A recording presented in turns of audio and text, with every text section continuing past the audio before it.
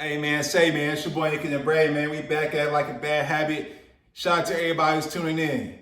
So today we're gonna talk about what happens when licks go bad. You know what I mean? Or what happens when a simple drug deal goes bad. What happens when you meet some customers, you know what I mean, that have different things planned than what you have planned for them, right? Which was basically get you some money and go home to your family and do it again tomorrow, hopefully. You feel me? If y'all new to my channel, you know I did a little bit of time for a dumb crime, just being stupid one night, and I deserve every bit of 2 years that I got, and I got lucky with that. I was facing 7.5, they dropped it to 5, then to 3.5, and then my lawyer got it down to 2, right? And non-dangerous, thank God, for saving me. All right. But I've been there before. I've done that. I've been through the system, right? So I'm speaking about, you know, what I've seen, people I've met when I was down and their situations, and how things turn out, right? These things happen all the time, unfortunately, right? So I want y'all to picture this, right? So you a youngster, you know, you coming up, you know, you're not a bad kid, really. You know, you actually come from a structured Muslim household. You feel me? Mom's married to your pops. Y'all pray all the time. Y'all go to Juma, right? You do your thing, man. But you just, you know, you want fast money. You don't really want to get no regular job, no working no $10 an hour, you know. Especially when you outside, you meet a couple people, you get a couple plugs, and you realize, hey, I got this dude right here who got this for this price, and I know somebody over here that'll buy from this price. Shit, what's happening? What's happening? I'm trying to get this money. You feel me? And then you hop in the game, right? You get your feet wet, right? You don't fully deep dive into the you know what I mean? You know, you put your what's it called? You put your the thing, you know, y'all know what I'm saying, man. You put your thing on before you jump in the water to swim, and then once you learn how to swim, you take the thing off, and then you can full-fledged swim, right? So that's what this video is about, right? So you come out of the structured family, everything's good. You got a big brother, right? Things is cool, right? You start selling tree, you know what I mean? And you know, you start building yourself up, man. You get money now, right? You get money now. As a youngster, 18, 19, 20 years old, you feel me? Now you get out your parents' house, right? Right? Now you outside. Now you really outside. You done built a name for yourself. You got clientele, right? Well, you got Jamaicans. You get to a point where you got even Jamaicans coming in and buying hella pounds from you. You shipping packs out of state because you're getting weight at such a good price that your profit margins is yay high, right? All right, cool.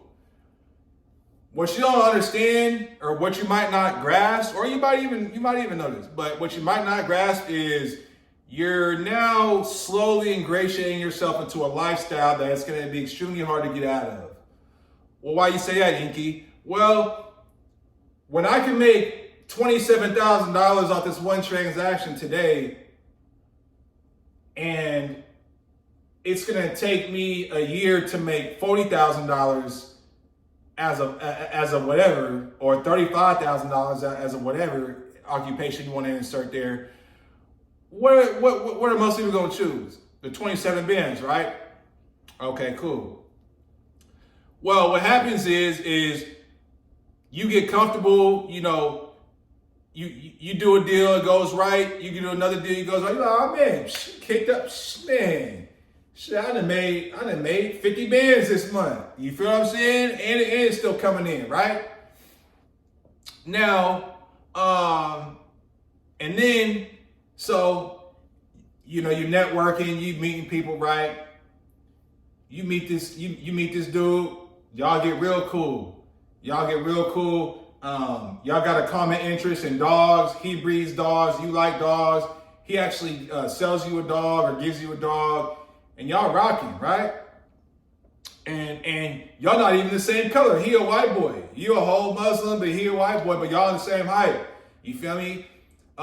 Shit. He even put you on Mac Dre.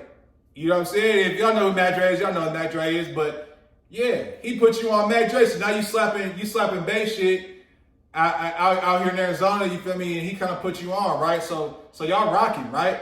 And now y'all doing business together, you feel me? Well, one day, actually, before I get there, so you rocking, right? And then you do slip up. You get caught with some weed. You feel me? Not nothing too crazy, but enough for the people to come arrest you and charge you with a weed charge, right? Okay. You get a little task, probation or whatever the case is, you know what I mean? 2 years 2 years probation with task, drug tests and things like that. Okay, so now you got your first F on your report card, right? All right, cool. Shit, fuck it. I don't care about no F on my report card, man. I can make 50 bands this month. I ain't tripping. I'm a bail out. I got a lawyer on deck. It's good. Ain't nobody get killed. Ain't nobody got shot. Ain't nobody, you know what I'm saying? A little possession, cool. I'll take that on the chin, right? Okay, cool. Time goes by, right? You start getting more money. Your clientele grows even more. Now you networking with more people. Now you getting youngsters pulling up on you. Now you getting people, you know what I mean? Mind you, well, I ain't gonna touch that part. That's not mine. But you outside now. Like you full fledged, you outside. You're not a civilian. You making good money. You know what I'm saying? You got like 180,000 tucked in your safe.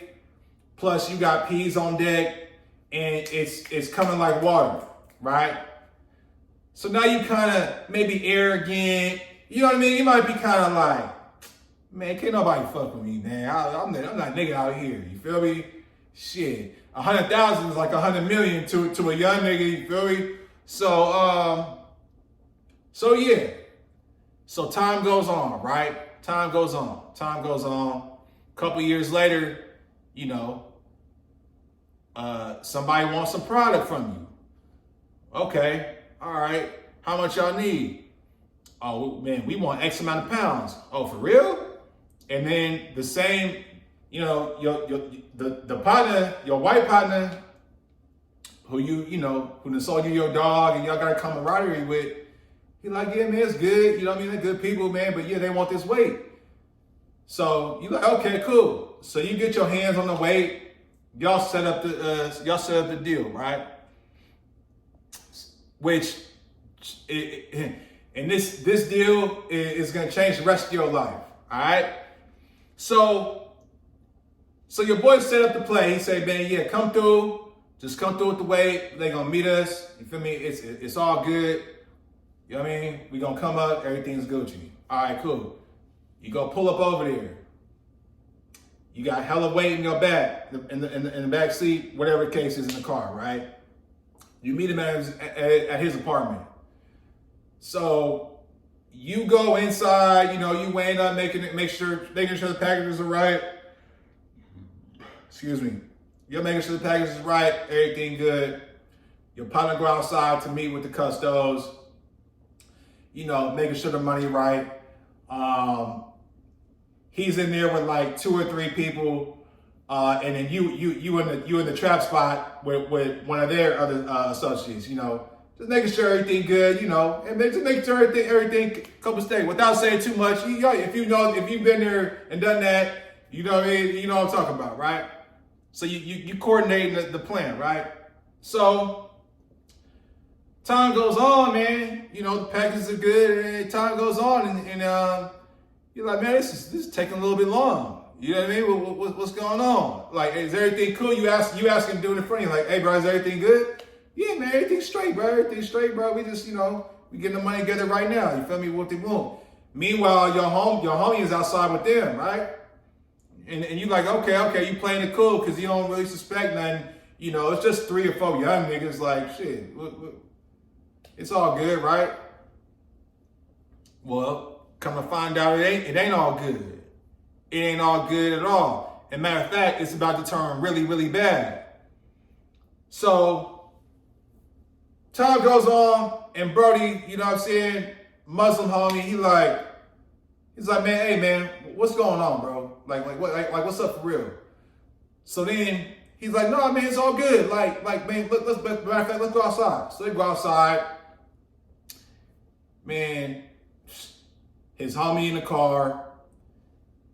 Brody sees, you know, the money. He's like, yeah, man, the money's right here. But the money ain't looking like no 27,000. The money's looking more like 2,700. And it might be a little fake counterfeits to make it look even more chunkier than that. So your spidey senses go off because you've been in the streets in a minute. You know what 27 bands look like, right? You like, hold on, bruh. Nah, this ain't good. This ain't good. Matter of fact, hey, Brody, get out the whip, man. Now this is out, man. We getting our packages back in the midst of, oh yeah, how did I miss this? In the midst of either you or the other cat, you know, taking the packages out from the apartment to the car, loading it into the car and things like that, right? But it ain't good. It ain't good. It ain't good at all. And things turn bad really quick. So you realize what this is a lick, right? And things are gonna get sticky real quick. So what happens is you say, hey, Brody, how about the whip, bro? It's all bad. How about, you know, and you try to get your money, you try to get, not your money, you try to get the weight back, because the weight's getting, you know, it's 27 P's or however many pounds it was. It's 27 P's that y'all was loading the car. So nah, look, the money ain't right. Y'all tripping. We taking our product back. We all know it don't go like that. It's not gonna be that smooth, right? So what happens? I'm gonna give y'all about 10 seconds to think what happens.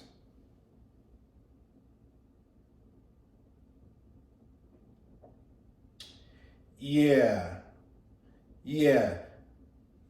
Brody and them say, fuck you, we ain't giving you shit, and drive off with your partner in the car. So on first instinct, what do? You pull out your gun and you start flocking at the car. Bop, bop, bop, bop, bop, bop, bop. And then you hear pop, pop, pop, pop, pop, pop, back at you, right? So you ducking like damn. And then as they drive off, your partner get thrown out the car. And the doors in the back is open and shit, so it's weed falling out, and it's just crazy, right? All within seconds, all within about 10 seconds, right? So you're like, oh shit, like what the fuck? So what would you do? I want to ask y'all this. What would you do in that situation, right?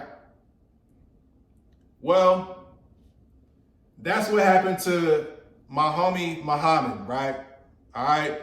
When I first hit on the 3-yard, and I'll never forget this day. I'll never forget this. When I first hit my first cell block at Cheyenne, it was high 3-yard.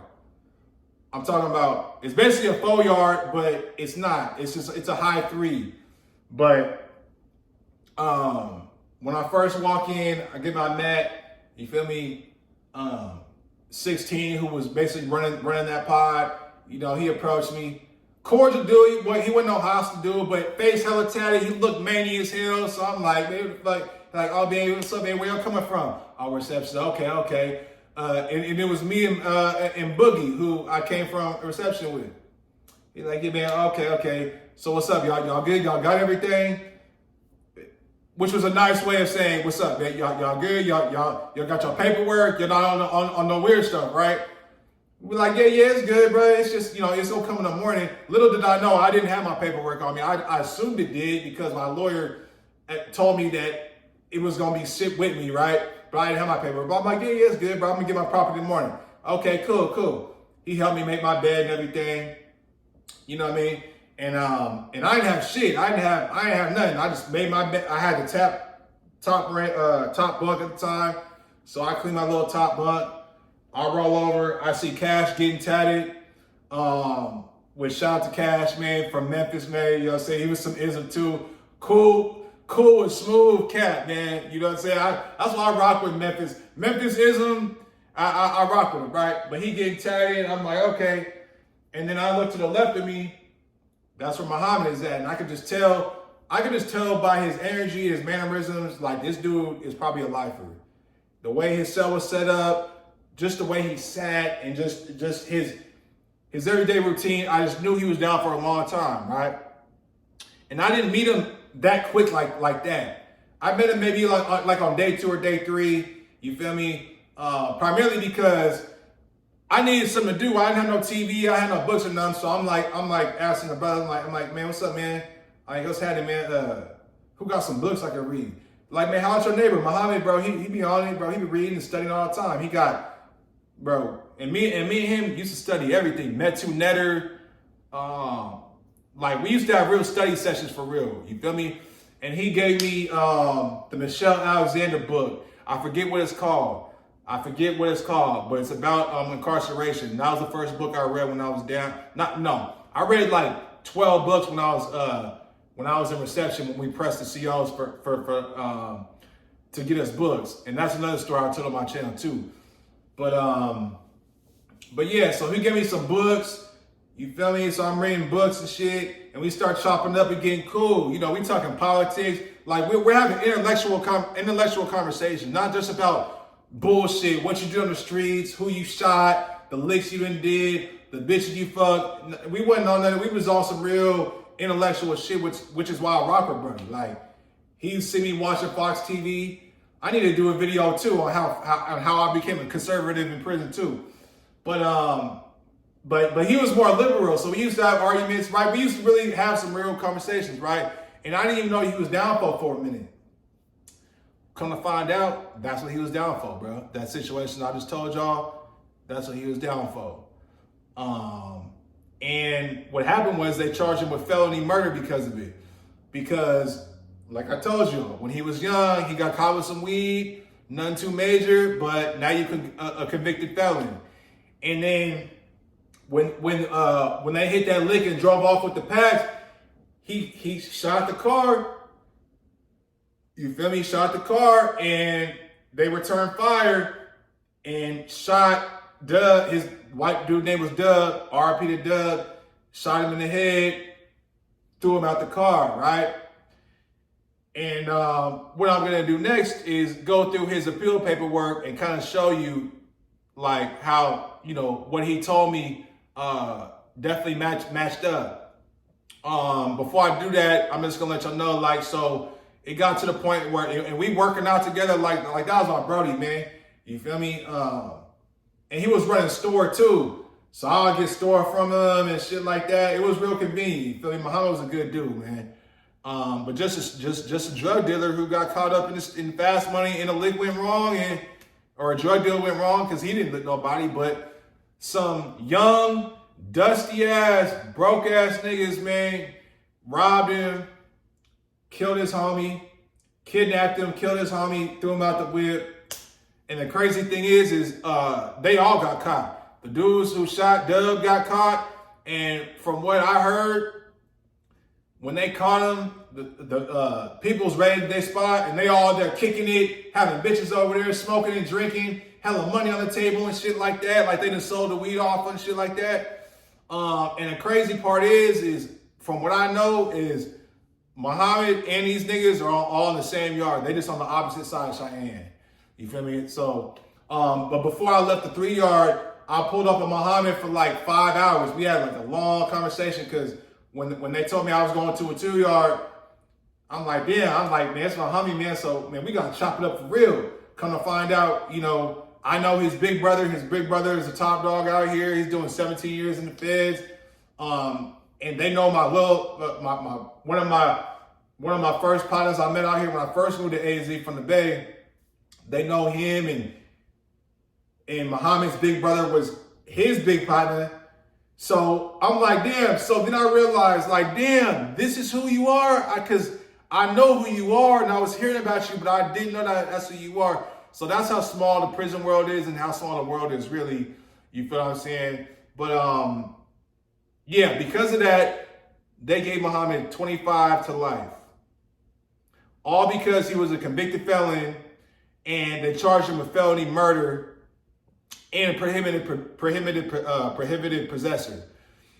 And I remember him telling me, like, man, he was trying to just get the prohibited possessor and like unlawful dischargement of a firearm within city limits or something like that. And he was gonna get like 7 or 8 years. And he was like, man, I would have gladly took that.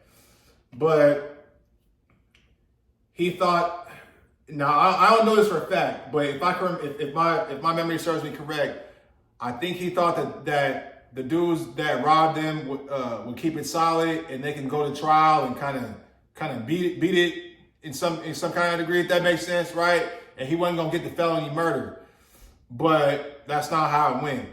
And the messed up part about it is they gave Muhammad 25 to life for felony murder, and then the dudes that actually kidnapped Dub and shot him and got off, they got like 15 to 20 years with no L. Like, so they definitely for sure getting out. And this happened in like '08 or '09. So these niggas is damn near getting out very soon. You feel me? But Muhammad got to do like another 7, 8 just to be eligible for parole. And Muhammad was one of the ones, like, when he had first touched. So when you go down for something like that, if you got 25 to life, you going straight to max for like the first 3, 4 years before you can even go down to a 4 yard. So, you know, his first few years is hard, but then he moved down to a 4, and, you know, Muhammad being the hustler he started doing his thing, which I'm not gonna talk about that, but let's just say he was getting a lot of money on the yard he was on before he got caught. And then he had to do another few years to get bumped down to the 3 yard, which is how I met him at Cheyenne, right? So, yeah, man. So with that being said, I'm gonna get into the paperwork because I found his appeal. It's not his full-fledged paperwork, but I did end up finding it online, and I'm gonna go through it. You know what I mean? We're gonna kind of see how his story matches up. And yeah, this is a learning experience for y'all, man. If y'all on the street, y'all playing with big weight, you know what I mean? You're making your name's making rounds. Hey, all it takes is one deal to go bad. All right. And I'm not no angel. Like I said, I ain't no gangster, but I can admit, when I first touched down to AZ from the Bay, I kind of was feeling myself, because at that time I was, you know what I mean, I'm running around. I'm really getting exposed now to the streets. Like, when I got my first whip, you feel me? I'm fucking with my cousins in East Oakland. I'm going to Vallejo. I'm fucking with my niggas in Fairfield. You feel me? In the city, going to the city, fucking with my homie T-Bone from the Mac Block and Filmo. You feel me? I got another cousin in Filmo. So I'm kind of like thinking I'm somebody I'm not, just to be honest with you, right? But I done been there out here myself, man. But with that being said, we're going to check this next part out. So peep this.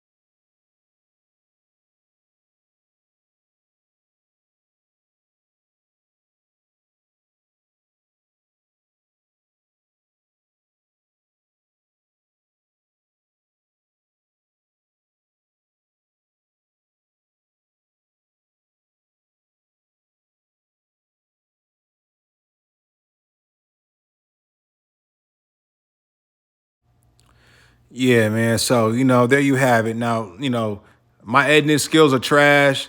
I don't even think most of this document came through how I wanted to go. But basically, you know, the courts, you know, going through litigations and trial and everything like that, they did come to the conclusion that the bullet that killed Dub was not from Muhammad's gun. It wasn't. But they still found him guilty of felony murder just because he was in the act of committing a felony, which is selling weed to these young dusty niggas who wanted to hit a lick. And that's why they gave him 25 to life, man. So, yeah, crazy story, you know. And when he was telling me his story, I was just like, damn, bruh. You know what I mean? Now he kind of living it. He kind of living with that on his conscience, like, you know, maybe if he wouldn't have shot the car, they would have just got off and stole the packs and let Dub out without shooting him in the head. But, you know, things like this happen, y'all. So, you know, you in the streets, you doing your thing, just know something like this can happen at any time, man. And it's actually bound to happen if you do it for long enough, man. So, yeah, man, RP to Dub. You know, I know Muhammad, he's walking his time down. You know, he got about 8 more to go. But crazy situation, man. But just wanted y'all to learn from this. Cause Muhammad, you know, he's from what I can see, he's a good dude. He's real disciplined. He prays 5 times a day. You know, he don't do people shady. Yeah, and that's it, man. You know, getting 25 to life because of a drug deal that you was involved in and your partner got killed, it ain't no joke, y'all. So y'all stay out of trouble. Y'all be smooth and be solid. I'll catch y'all on the next one, man.